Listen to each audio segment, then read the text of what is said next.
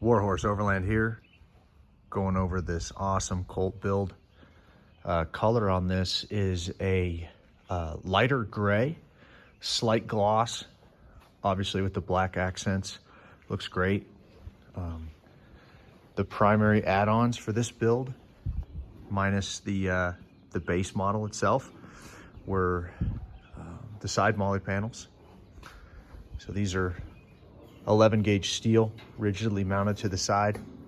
Have absolutely no problems mounting anything you want on there. All of the engineered studies that I've done on all the trailers, the sides have always had around 150 pounds on them during the tests, which, you know, caused no issues whatsoever. Another no cost add-on, I might add, is this extended tongue. So this is a 14-inch standard extension. 14 inches is the sweet spot because, as you can see, it accommodates your fuel cans, your propane cans, and your water can carriers, allowing for a tongue box on there as well. Standard 2-inch coupler. We have a 7-pin connector with brakes. So when you order brakes with your trailer, you do get the 7-pin connector. Just make sure that your vehicle is equipped with a brake controller. The suspension on this trailer is the Timbren ASR 3500 HD suspension. So it is rated for 3,500 pounds. Standard 31-inch tires, comes with all builds. We do have a water tank here with an externally mounted spigot. Something I'm going to now, easier to maintain. Also, it helps with the gravity fill, and there's a cap on there to keep dust and debris off. Opening the front cargo compartment. We have, of course, the rubber mat, standard with all builds. I've changed up the waterproofing on the holes because I put holes everywhere on this thing. So you as a user can really attach whatever you want. That's a Rotopack bolt pattern. But these are really nice silicone plugs. They are an absolute pain to install, but it's way worth it. It's finger torture putting them in, but it's so worth it because they don't come out and they're 100% waterproof. Let's see.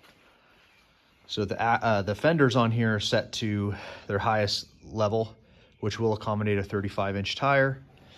All the trailers will come standard set at this level. So in the future, if you wanted to put bigger tires on there, you could. Another add-on here is the rear mounted spare tire carrier.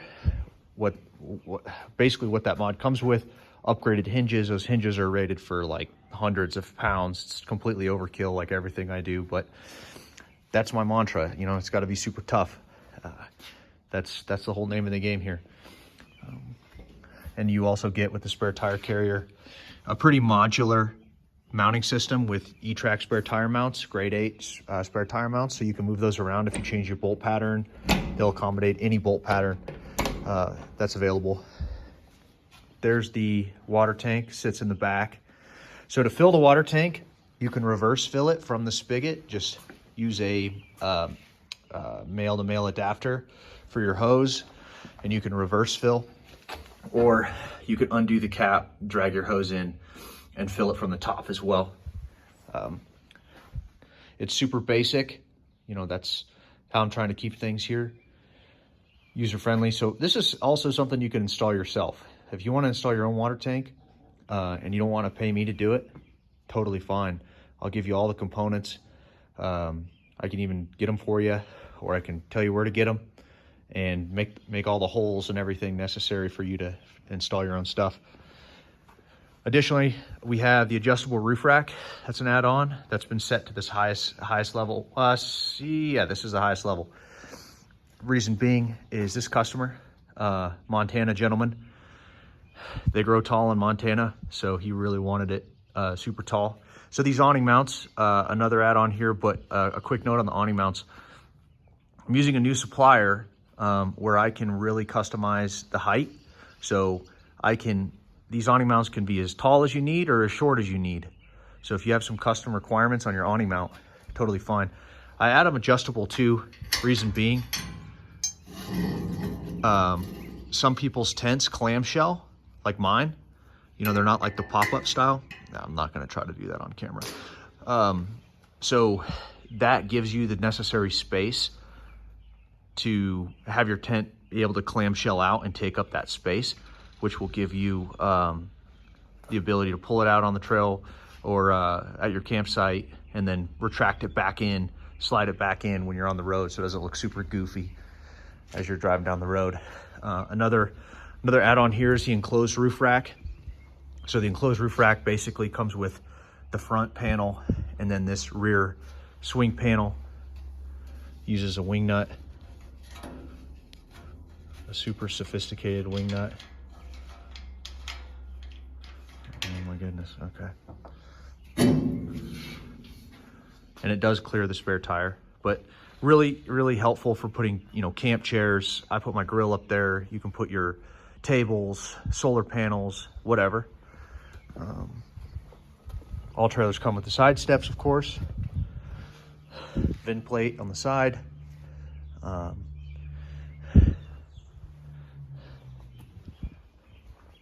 about it for this build. Absolutely stunning color.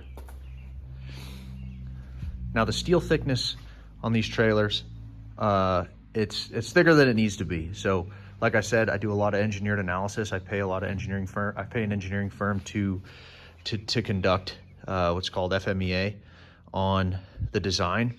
And basically I can go down in thickness about 2 levels. Now the trailer itself right here, this trailer probably weighs, with all the accessories, with water, probably comes in at about 1,200 pounds. Well, 3,500 pound axle, still plenty of room. You know, so I could attempt to save money on the trailers and save weight by reducing the thickness, but I just can't bring myself to do it. I almost placed an order for the next trailers to be of the lighter material, and I'm not gonna do it. Obviously feedback from customers, I'd greatly appreciate that. If you want to comment, if you would like a lighter trailer, I think 1,200 pounds is totally reasonable, especially given some of the Chinese trailers that are out there that are absolute just boat anchors, and they're still use thinner material. For the material I use and the way this thing has been designed, it's pretty damn light. So I'm not reducing the thickness of the trailer. Same with the studs. You know, you see here, everything, it's a brick shit house. Okay, so, and I want this thing to be able to take tree branches. I've tipped my trailers before doing crazy stuff on trails, and literally I pulled it back over with my truck, and the only thing I had to replace was this fender. And because the fender's bolt on, if you ever do the same, and everything's pretty modular on here, I can just send you a new part, just put it back on. So that's kind of speaking out loud here, because it was kind of a big decision that I made.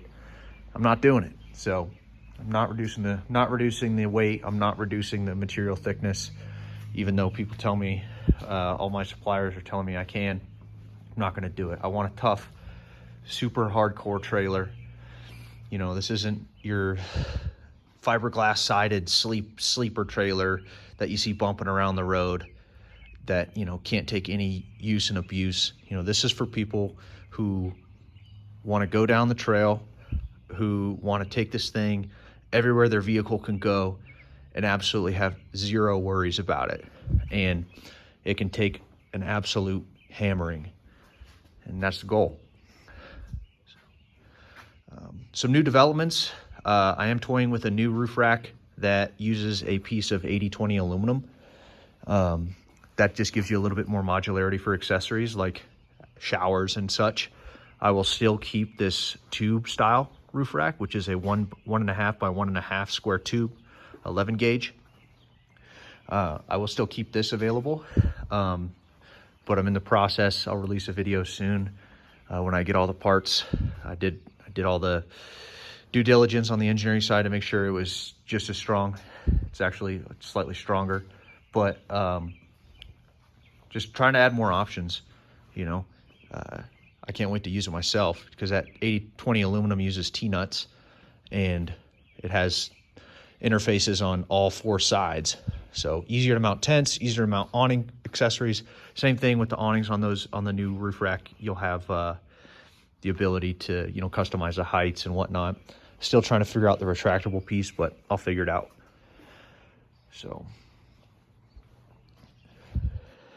extra large indicators on the back, or brake lights, super bright. I got like, I think they're like 12 diodes in there. Molly panels can be really mounted just about anywhere. Oh, one thing I forgot to mention, we got a Molly panel on the rear door as well. Great for mounting just about anything you want. You know, little pouches. Of course, you can put the fold down table on there. You don't need the Molly panel to put the fold down table on. Those strut channel members are exactly the width of the fold down table dimensions. And again, if you want to install your own fold down table, just let me know. I'll send it to you and you can install it yourself. Strut channel, super nice. Just simple spring nuts and 1/4 inch. You can get them 3/8, but I use 1/4 inch. Super easy to install yourself. Whenever you do drawer slides as well, I just use strut channel on the bottom, interfacing with the side holes. That, you know, again, one, you can do it yourself and you don't have to drill holes in the floor. So ARK mounts on the rear, those do jack the trailer up. They're a necessity for me, so they are standard on all trailers. It's a safety thing. It's a reliability thing. Changing tires makes it super easy. Also, with Timbren suspension, Timbren recommends that you elevate your trailer when not in use to take pressure off of those natural rubber bushings that all the weight of the trailer sits on. Those do have a lot of memory, so they will pancake if you just leave it, you know, completely compressed over the winter time. You see, you got the 7-pin connector mounted on the expanded metal. So I'm always staying with expanded metal. It's super modular, super strong. But yeah, thank you for watching. Any questions? Sales of Warhorse Overland, reach out to me.